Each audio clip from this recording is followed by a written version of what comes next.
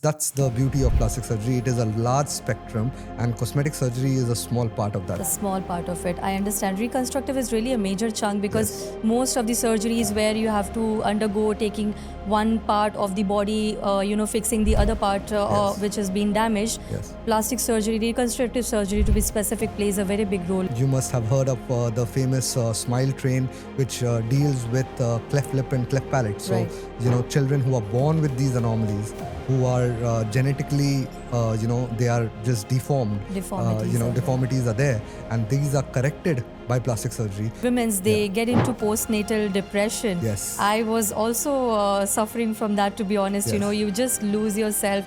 Your entire physique changes, wide hips, sagging skin, Yes. loose body, and the tone is lost. So Absolutely. it starts affecting your mind somewhere, and then you lose confidence. I would like to know which is your most favorite procedure you would like to do. One operation which I would say is very close to my heart is a mommy makeover.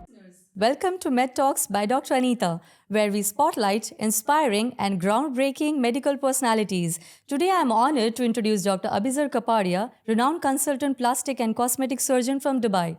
Dr. Kapadia is known for pioneering work in breast reconstruction and microvascular surgery. Dr. Kapadia has made significant contributions in India, UK, and UAE. With numerous publications and active memberships in international societies, Dr. Kapadia is dedicated to education, evidence-based practice. Join us as we explore the world of cosmetic and plastic surgery with Dr. Abizar Kapadia. Please welcome the extraordinary Dr. Abizar Kapadia. Thank you so much for visiting us at Med Talks by Dr. Anita. Thank you. Thank you, Anita. I have known you now for a long time, and it is a pleasure to connect with this podcast. And I hope that we really discuss some good things about plastic surgery. Pleasure today. is all mine. I'm really so excited because, since quite a long time I was thinking that, let's talk a bit about plastic surgery. It's so much in trend nowadays. So absolutely, yeah. So my dream actually came into reality with your support. Thank you so much for visiting us. Thank you. And being a support for Med Talks by Dr. Anita. Can you tell us a bit about your background and your expertise? What really made you, or you inspired you to pursue plastic surgery? Yeah, so, I'll be very honest here. I had no idea when I was doing my medical school that I will land up being a plastic surgeon. So I did my medical school in Bombay, from where I am from originally. And then... Trust me, I wasn't aware you're from Mumbai. I'm from Mumbai as well. Okay, that wasn't in the introduction. Okay. So Nice to I know. did my medical school in KEM Hospital. And after that, I moved to Chandigarh, which is north of India. And over there is a very renowned institute, which is called as Postgraduate Institute of India, PGI. And I did my general surgery training there. So what happens in general surgery training is that you need to have a little experience about all specialties like neurosurgery, cardiac surgery, and even plastic surgery. So when I went into plastic surgery, I realized that there were, a lot of burn victims and trauma victims. And one particular case that I very, very strongly remember is a lady who was basically a victim of acid attack. Somebody had thrown acid on her face and her body. And I saw her entire journey for the 2-3 months that I was there in plastic surgery. I saw her entire journey of coming in, having surgeries, and I couldn't believe the amount of transformation and, what plastic surgery did for her. Now we live in a glamour world where everybody thinks that plastic surgery is just cosmetic and it's just fake. But then that's real plastic surgery. You can actually change somebody's disaster into something which is very, very acceptable. That's so inspiring. Yeah, and that inspired me. Honestly, that inspired me. And I said that if I could do something for the society in this kind of a way, then it would be like really my goal to do that. And then, I was very fortunate and I got the opportunity to do plastic surgery in the same department at PGI. And from there, then I further sharpened my skills in UK. I went to UK. I did my further studies in UK. I even became a consultant in the UK. And Alhamdulillah, now I am in Dubai for the last 6 years. I've been practicing in Dubai. That's wonderful. Yeah. That's really good to hear. I mean, people usually tend to take cosmetics only as, something to look nicer or better or, fancy sort of things which is happening nowadays. Yes. But this is a really good aspect of plastic surgery where, when someone gets into an unfortunate situation Correct. where it's creating a bit of, I would say, appearance gets hampered, Yeah. it really supports in a very It does. And plastic surgery, a lot of people don't know, it's called plastic, reconstructive, and cosmetic surgery. So Right. there are two parts of it: reconstructive surgery and cosmetic surgery. So cosmetic surgery is something which is very, very beauty oriented, or kind of very glamour oriented, and it is just for making one's appearance better. But reconstructive is a real need, and reconstructive includes everything from burns to trauma to cancer. I do deal with a lot of breast cancer patients and women who lose their breast, and then we recreate the breast for them. And that is something which is very, very advanced form of plastic surgery, which is called microsurgery. So that is also a part. You must have heard of the famous smile train, which deals with cleft lip and cleft palate. So Right. children who are born with these anomalies, who are genetically, they are just deformed. Deformities are there, and these are corrected by plastic surgery. So if plastic surgery wasn't there, then these people will not be integrated into society like normal. So that's the beauty of plastic surgery. It is a large spectrum, and cosmetic surgery is a small part of that. A small part of it. I understand. Reconstructive is really a major chunk because Yes. most of the surgeries where you have to undergo taking one part of the body, fixing the other part Yes. which has been damaged. Yes. Plastic surgery, reconstructive surgery to be specific, plays a very big role in that. Absolutely. So, Dr. Kapadia, let's intersect a bit social media and plastic surgery. What do you feel how social media has really impacted the field of plastic surgery? So if I have to answer this in a nutshell, the social media has played a very important role in plastic surgery. It has boosted plastic surgery to a large extent. It has increased the awareness. So these are the good parts Good of parts. social media that it has had an impact. Right. Nowadays, whenever you go out, for a vacation, or whether even like for a simple decision of going to a restaurant and having food, you want to see the social media presence. Yeah. You want to see what's out there on the internet. Right. And the same thing is about plastic surgery as well. What you have to understand is there is a very big difference between any other surgery and plastic surgery. Plastic surgery is special. For example, if somebody had, a broken bone, unfortunately, or he had, say, a appendix problem or a gallstone problem, he goes to the doctor, and then the decision is clear. You have to have surgery. If you don't have surgery, then you're going to be in a bigger problem. Right. In plastic surgery, especially cosmetic surgery, that's not the case. You have a choice. You have a choice. You have a choice, and Right. that choice is for you to make.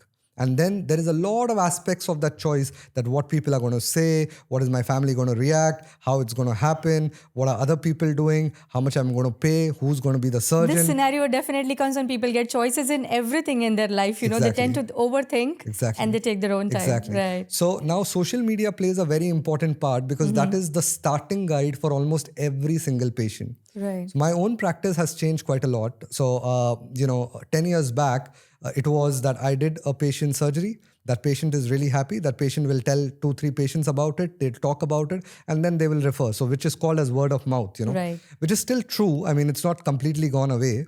But today, if a patient wants to see me, 95% of my patients have seen me on the internet. They would see my website, or they would see my social media, or they would see other plastic surgeons' social media, even abroad or something like that. And then they will start looking, okay, who can do this job for me locally or in Dubai or something like that. And then they finally come and approach me. So that is what social media is. It's like an initial starting tool where you begin your search in your journey towards plastic surgery. Absolutely agree. Especially in today's time when world is going towards digitalization. Yeah. I believe in our entire day, if you just see normally a person, I think 8 to 9 hours we spend on phone. Yeah. And whenever you get free in your lunch break or even in between patients, Yeah. you just scroll to the Instagram. Okay, what's happening? What's going around. So yes, social media really plays a big role. In Yeah, absolutely. And then there is obviously, the so-called FOMO, which is there. So fear of missing out. And Yeah. everybody wants to be informed. They want to know what's happening. So what's Yes. trending on social media? What is the people doing these days? And, if you have a little want that, I want to have something like plastic surgery or cosmetic surgery, then you want to begin seeing what other people are doing in the field of plastic surgery. And social media is your resource guide. So, Dr. Kapadia, have you seen an increase in the number of patients who are seeking for procedures due to social media trends?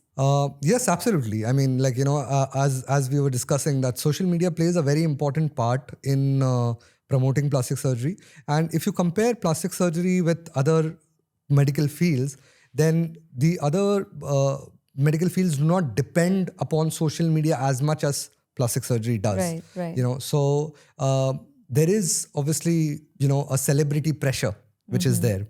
Now, if a particular celebrity who you already like or you already a fan of and you already follow them, and they are getting some kind of a plastic surgery job done, even non-surgical or surgical, whichever ways, and you really like it, it appeals to you in some way. Obviously, our thing is that we make them our icons and our idols, and then we want to follow what they are doing. So obviously, you also want to get the same thing done on you to look or resemble like that.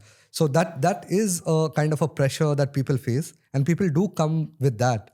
In fact, to be very honest, I have had instances where people have got a celebrity photo and they have said that, yeah, I like the nose, I want a nose like this, or I like the eyes and I want the eyes like this. So this is the dilemma that sometimes we face as well. But yeah, social media pressure is real. It definitely influences people. That's why there are so many influencers nowadays, yes. and they speak a lot about plastic surgery as well. And I think what has helped plastic surgery is that people have become more open to it. 10, 15 years back, if you had plastic surgery, you didn't want anybody else to know about it. Yes, yes. Yeah, but now because of social media, people want to come in front of the camera. People want to share their stories. There is an acceptance in the society. Exactly. So that definitely has played a role as well, where people are more aware about it, as well as they accept it and they think like, yeah, this is normal. This can be done. For example, earlier, and especially I'm from India, which is like conservative, traditional country. Over there, if you like just said that, oh, I have had plastic surgery, they kind of judge you. Yeah, they judge you, and then they are like, oh, why do you need to do this? It's fake. Yeah, absolutely. So you like have that feeling that why? I mean, you look nice. I think today's time is all about self-love. Exactly. You never know how people tag you. It doesn't matter. Exactly. Unless and until you feel great about yourself. Exactly. So that's the key. You just hit the nail on the head. So that's the most important word here: self-love and self-respect. It's your self-confidence that you need to live with, and you need to basically be okay with that. So if you want a change, that is your decision, and you do it for yourself. You don't do it for anybody else. Absolutely. So, Dr. Kapadia, since our topic today is, anxiety, what social media has an impact on plastic surgery, but then a bit giving tips to our audience, what are the common cases you come across in today's time where you feel that, this particular procedure is more in demand in terms of plastic surgery? So, social media trends keep changing. They are not constant. What was a trend before might not be a trend right now. And sometimes the trends even come back. Right. So if you see in the 90s and the 2000s, while I was still in training, that time there was a trend of having bigger breast and bigger buttocks. So that was the trend. And, women used to come forward and then they used to demand that I want to have a breast surgery or a buttock surgery, and I want to go bigger, as big as possible. The bigger, the better. Bigger, the better. Yes. So that was the trend, and that was something which was like, everybody used to follow. Now, when patients come to me and request, your decision that how big you're going to be, it's not just about the look, but it's about the safety as well.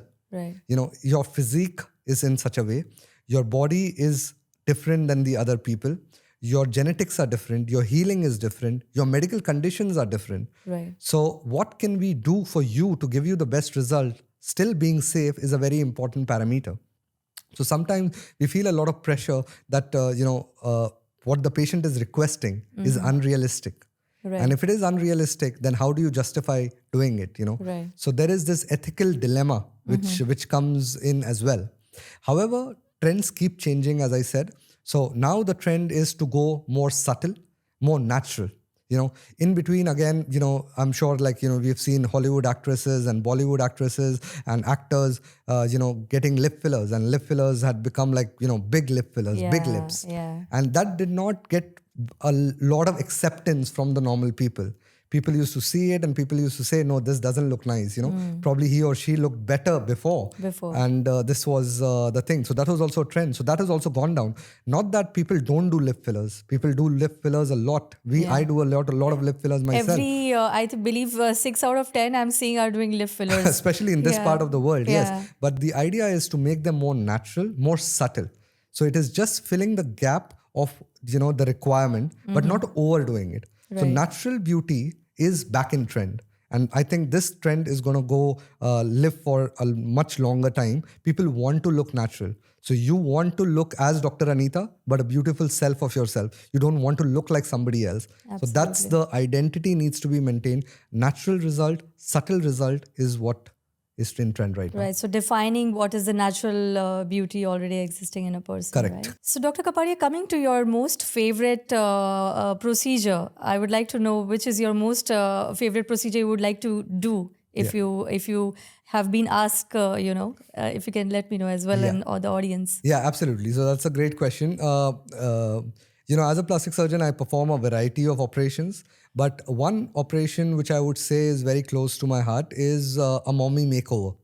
So a mommy makeover is where I'm a big supporter of women and women empowerment. So what happens is it's a very emotional journey that a woman goes through during her childbirth and her pregnancy and everything. My entire purpose of starting with this podcast was, the women empowerment in the beginning. So I'm glad we are talking about it. Yes. And that's what is inspiring you as well. Yes. I think it's very, very much needed because, you need to know that the struggles are real. Right. And we need to talk about them openly. So a woman takes a lot of effort. There is a lot that a family of the woman and the woman herself put into raising a child, getting pregnant, sometimes multiple children, and she had a particular physique or a particular body and she loved that. And because of pregnancy, no matter how hard she tries to keep fit and healthy and everything like that, some changes do occur. Absolutely. So there is some amount of, because of breastfeeding, the breast sagginess is there. The breast, loses its shape and volume. The tummy has stretch marks. It has accumulation of fat at the wrong places. It has some amount of loose skin as well. So this procedure where we do a mommy makeover, we get you back the shape or even a better shape than what you had before you got pregnant or before you had children. Absolutely. So, you make over a mommy back to her real self and sometimes even better. So we do a lot of procedures for the breast where we lift the breast, we remove the fat from the abdomen, we do a tummy tuck for the loose skin, and then we give her a very good silhouette and very good shape. Now, this is not something which is, to be absolutely publicized to the public that, I have done this. But what it matters to the woman and, a mother especially, is that she gets her confidence back. She gets the thing that, yes, now I like my body. I love it. I can wear whatever I like. I can go to the gym. I can exercise. I can do my entire body language changes. They are full, they are much more presentable. They have a lot of, enthusiasm regarding themselves. And that is taken away that, I had children, I sacrificed so much, I gave up, sometimes took a break from my job, and this is the body that I have landed up with. Absolutely agree, Doctor. Even normally women's, they get into postnatal depression. Yes. I was also suffering from that, to be honest. Yes. You just lose yourself. Your entire physique changes, wide hips, sagging skin, loose body, and the tone is lost. So Absolutely. It starts affecting your mind somewhere, and then you lose confidence that, okay, am I going to be normal again? Is it going to be, will it revert back to normal? So yeah, that's something which women mostly suffer from post delivery, and that's really good thing to have a mommy makeover. Yeah. So that is one of my signature surgeries that we do in mommy makeover. And what I would like to emphasize is that women in general want to be healthy and fit. their enthusiasm of being healthy and fit, I see, compared to men is much more, but then they have restrictions, so men usually, do not have a lot of loose skin and a lot of stretch marks and stuff like that, but women do have that, and because of that they even have sometimes even abdominal weakness. The muscles are weak itself because of the pregnancy, the Right. muscles separate. And all of this can be corrected with a mommy makeover, with plastic surgery. All of this can be corrected. Right. So, Well, even if you go for normal delivery or you go for a C-section, the abdominal muscles do get laxed yeah, and absolutely. sagging. Absolutely. Right. You are going to have a big tummy and your muscles are going to become weaker. Right. And because of that, you will not going to get back into your exercise routine very easily. Right. So having the procedure empowers you, enables you, and increases your confidence to get back to that. And they can lead a healthy lifestyle. And this can be an example for so many other people also that they have done this. Right. In spite of taking a lot of, supplements, unless and until you take, in fact, supplements, that tightness on the abdomen doesn't really comes after deliveries. I have seen that. So this kind of makeovers will really give a good appearance. Absolutely. So Dr. Kapadia, what do you think? How much time it requires to recover from a mommy makeover, and how much duration this procedure is, and how invasive is this, so that we understand if we are ready to go for it mentally? Yeah. So, it is a surgery at the end of the day. And I completely am aware of the fact that surgery is a big deal for most of the people. Any surgery for that matter, not just plastic surgery. You have to be prepared.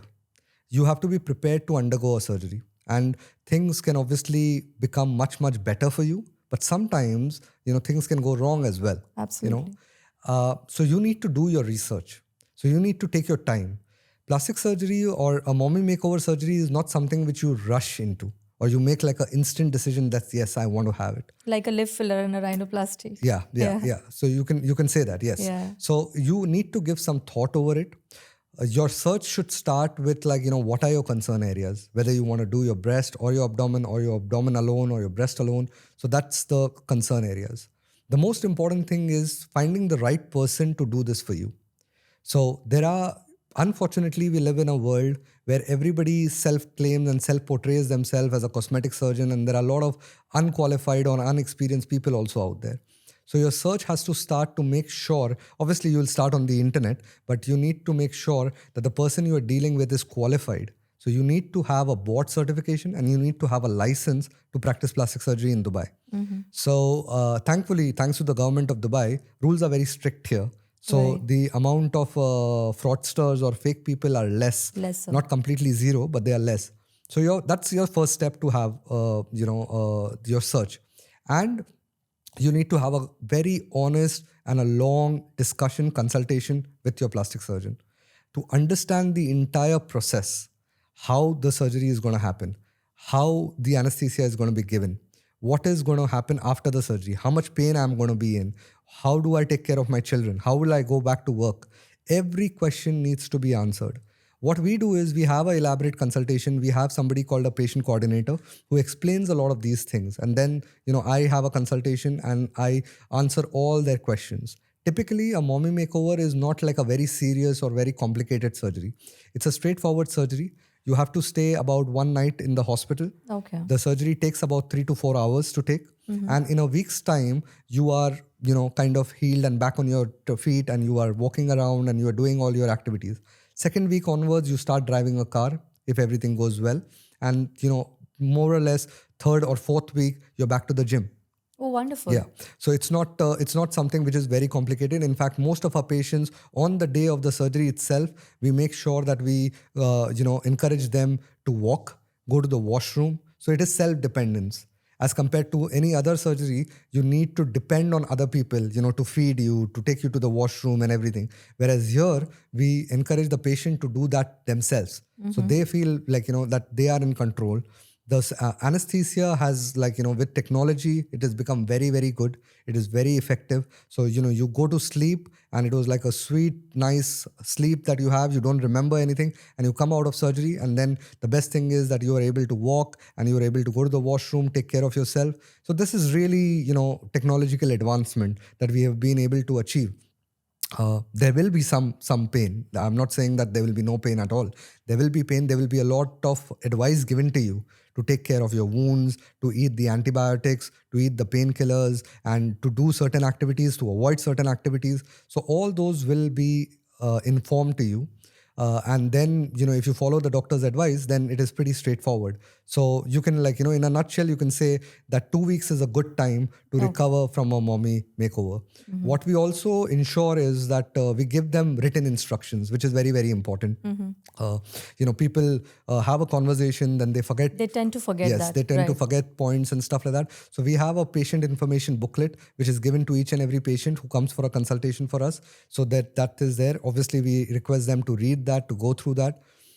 I also encourage, nowadays, I encourage a second consultation. So what happens is typically what I've seen in my practice is women come for the consultation, they come alone. And they're just inquiring. They're just kind of window shopping. And they just want to have the information. They're not decided yet whether they're going to have the surgery or not. So what I encourage them is that this is not your, obviously it is your decision, but it is going to affect your family as well. Right. They have to be prepared as well. So I always tell them that you can have another free consultation with your family. With your family. So this will give you a very important opportunity, first of all, to clear your doubts, and your husband, your partner, your family, your brother, your mother, your kids, You even need their sometimes support. you need their support. So they will also understand what is in store for us. What should we be prepared for? So I think this is a very good move that which eliminates a lot of doubts, and it makes like a clear picture that this is what we need to do. And then nowadays we are seeing a very, very increased demand for this procedure, so we are doing this procedure. Perfect. What are the common areas of scars in mommy makeover, Dr. Kapadia, and how much time do they take to recover? Are they visible post procedure? Scars is a price to pay for having a plastic surgery. All right. So scars are permanent. There are a lot of, again, as I said, the fake plastic surgeons or fraudsters, we talk about scarless surgery. So whenever you do a surgery and you make a cut, a scar is going to be there. However, plastic surgery in a mommy makeover especially, what we try to do is we try to keep the scars to the minimum, number one. And all the scars are in hidden areas. All right. So the scars on the breast are around the nipple area, and then they go under the breast. And usually if you wear a bra, nobody can make out or look at the scar. Similarly, the abdominoplasty, the liposuction or whatever we do, that scar is inside the underwear line. All right. So if you're wearing an underwear, and even if it is a very small underwear, the scar cannot be seen. The scars get much better with time. So in all, I would say a scar is a very small price to pay for the transformation or for the body shape that you're getting in the end. So it's a small price to pay, but there is a price to pay. Yes. Wonderful. Thank you for that. So, Dr. Kapadia, what would you advise for our listeners who are really feeling the pressure of social media to undergo a plastic surgery, the anxiety? How should they handle that? So social media is both a boon as well as a bane. What I typically tell my patients is use the internet. Don't misuse it. So read everything on the internet. Okay. Don't believe everything from it. Take the good parts. Get a confirmation from a qualified doctor before taking a decision, before making a decision. So there is obviously certain patients who we come across. This is not so much talked about, but it is very real. It is called as a body dysmorphic disorder, or BDD, we call it in medical terms. Now, body dysmorphic disorder is something where a person feels that there is some kind of deformity in their body, which they imagine. When they go to the other person or when they go to a doctor, they say, no, this looks okay. It's not that bad. But for them, they are very, very anxious, sometimes even depressed about it, saying that this is really, really a big problem for me. Mainly it happens on the face and especially for the nose. They are very, very concerned about how the nose looks like. It becomes almost like an obsession that my nose does not look nice and I want a very pretty nose. They see other people's nose and then, they want their nose to look like them. Exactly the same. So these people have what is called as unrealistic expectations. They have unrealistic concerns and unrealistic expectations. These patients, when they come to us, we counsel them. We try our best to make them understand that, the problem is not that big and probably you don't even need a surgery, or a surgery is not going to enhance because you already have a very beautiful nose or very beautiful face. You can't further enhance this. Sometimes the pressure is very real because they really want to, they are very desperate to have that surgery, that this thing. Once they have the surgery, these are the same patients who are never happy, Right. because nothing can satisfy them. Nothing can satisfy them. Yeah, because there is unsatisfied souls. exactly because there is a obsession with this thing. So that's not the correct approach. Actually, Right. you have to be realistic. You have to define your problems very well. That this is the problem, and this is what I would like to get done. Ultimately, you have to trust your doctors. You know, from time old adage we know that one thing that you should never hide anything from your doctor. You should be truthful, and you should have a good amount of trust that the doctor is making a good decision for you.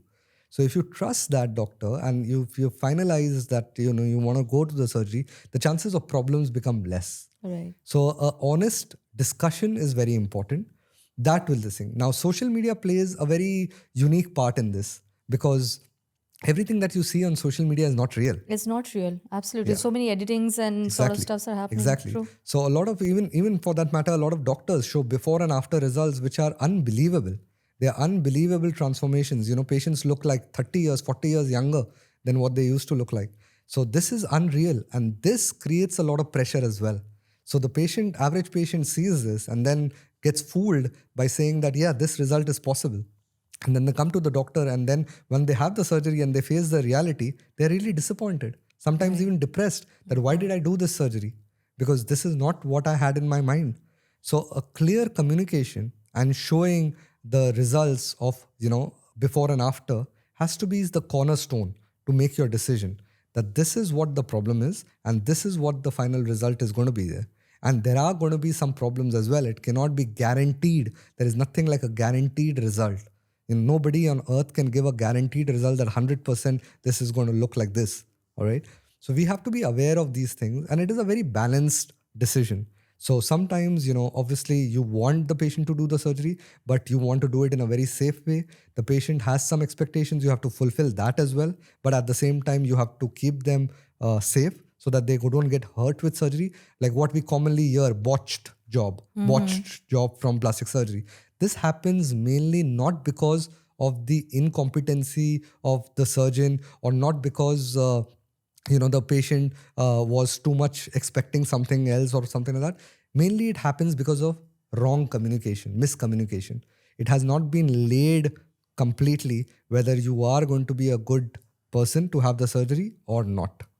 I think at the end you have to just listen to a good doctor and see what's best suitable for you, because social media, they do so many edits. Even some influencers, they will post, before edited, after edited. So you have to really be careful that this is it's not necessary to be real. And that's where you can prevent yourself in getting into unrealistic expectations in terms of plastic Absolutely. surgery. So that's what I said, that read the internet, don't believe everything, get a confirmation. So Dr. Kapadia, how can our listeners get to know more about you, and how can they get in touch with you in case if they want to discuss about the topics which we discussed today? Yeah. So I work as a consultant full-time plastic surgeon in Jumeirah Beach Road. We have a clinic called Med Art Clinic. And you can obviously, get in touch on Google. I have my own website as well, my own Instagram page. You can obviously reach out to us. Our patient coordinator has a very friendly team. So if any questions, any inquiries you have, just direct it towards them. And, the website is also very informative. It has a lot of information about the procedure that you are looking for. And it gives you question answer form that, what is the surgery, how much time for recovery, what is the approximate cost. Everything is written there. So do your own research first. Read about the website and the contact details and everything, and then get in touch with us. And as I said a lot of times before, have a face-to-face in-person consultation. That is really going to, it's going to be worth your money. Absolutely. It's going to be clear a lot of doubts. In the end, obviously, the decision is for the patient whether to do the surgery or not. But if you're thinking about it, at least get your doubts cleared. That's what I would say. Thank you so much, Dr. Abizar Kapadia, for discussing with us on anxiety and pressure of social media on plastic surgery. Sure. So that's Dr. Abizar Kapadia. Feel free to get in touch with him.